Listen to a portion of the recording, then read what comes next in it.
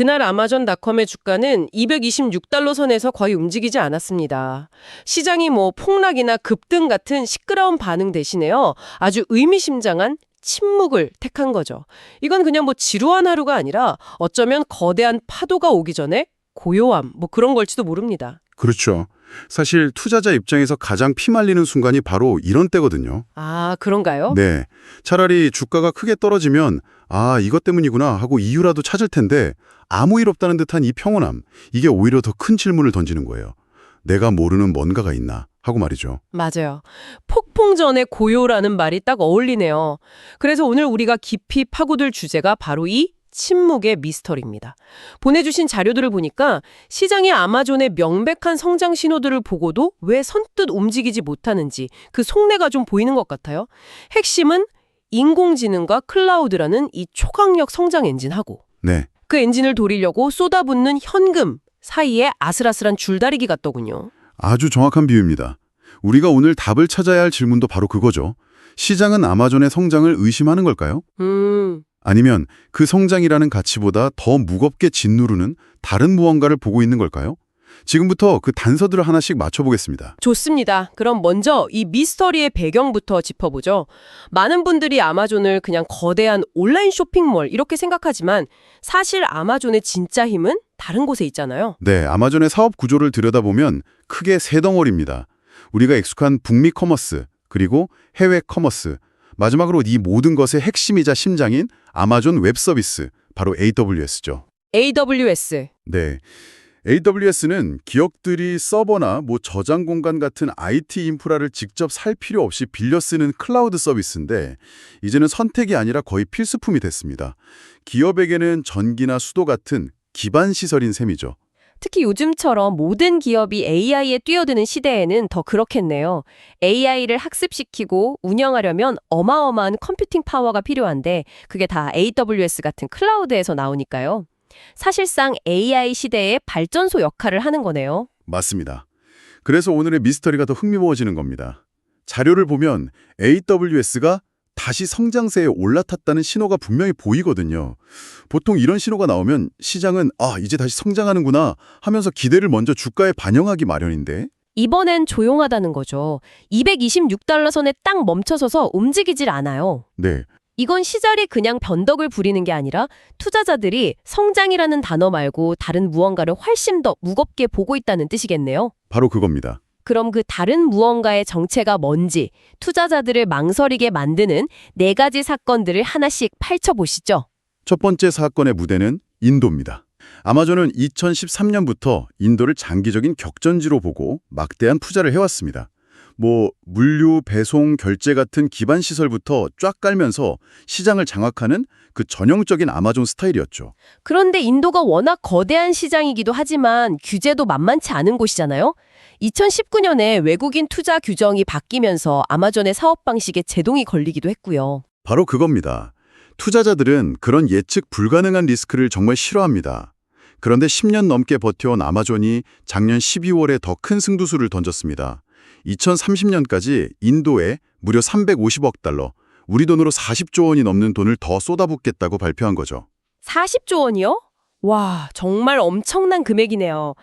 잠깐만요. 근데 아마존처럼 성장을 위해 막대한 현금을 쏟아붓는 건 제프 베이조스 시절부터 늘 해오던 방식 아닌가요?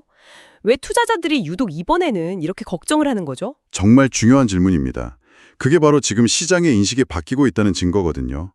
예전의 투자는 이커머스 시장을 넓히기 위한 것이었다면 지금의 투자는 상당 부분이 AI 데이터 센터 같은 시설 투자입니다. 아, 시설 투자. 네, AI는 아이디어가 아니라 막대한 전기와 부지를 잡아먹는 장치 전업이거든요.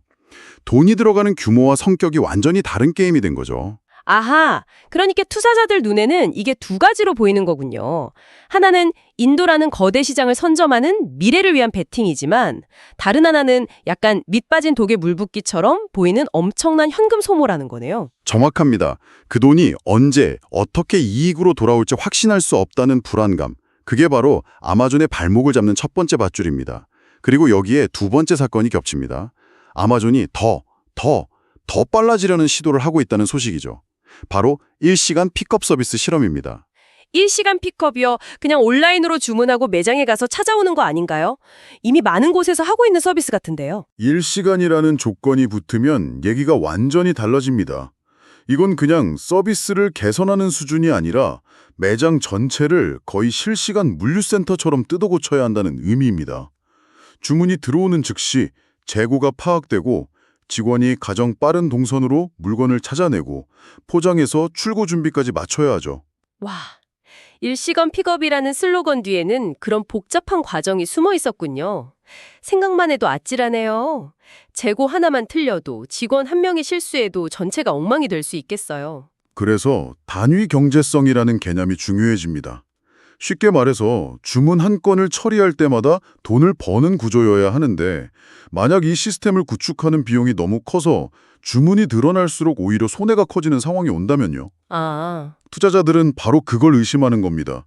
이 속도 경쟁이 결국 아마존의 이익을 갉아먹는 치킨 게임이 되는 건 아닌지 말이죠. 듣고 보니 그렇네요.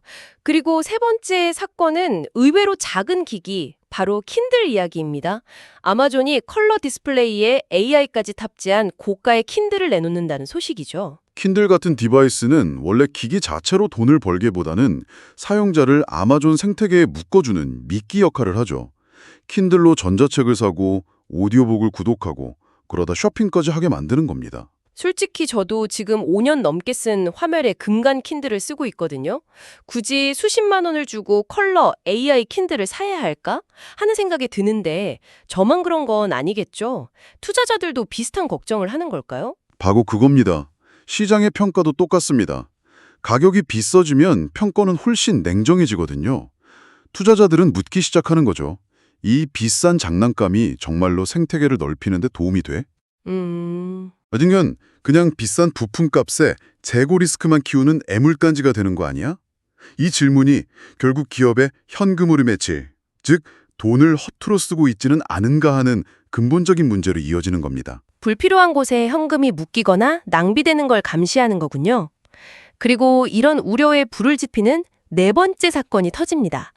바로 구독 서비스 해지 문제와 관련된 규제 이슈죠. 아마존 프라임 같은 구독 서비스를 해지하는 절차가 너무 복잡하다는 불만이 계속 나오고 있었죠. 아, 저도 겪어본 적 있어요. 무슨 미로 탈출하는 기분이었죠.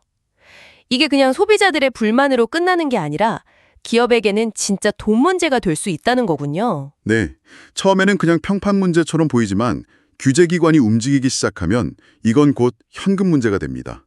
소비자 보호 문제가 커지면 환불이나 합의금 같은 직접적인 비용이 발생하고 규제에 맞춰 시스템을 뜯어고치는데도 돈과 인력이 들죠. 아, 투자자 입장에서는 이 비용이 한 번으로 끝나는 일회성 비용인지 아니면 앞으로도 계속 발생할 구조적인 문제인지가 굉장히 중요합니다. 만약 이게 반복되는 패턴이라면 투자자들은 아마존의 미래 이익을 계산할 때 이걸 아예 고정 지출처럼 빼고 생각하겠네요.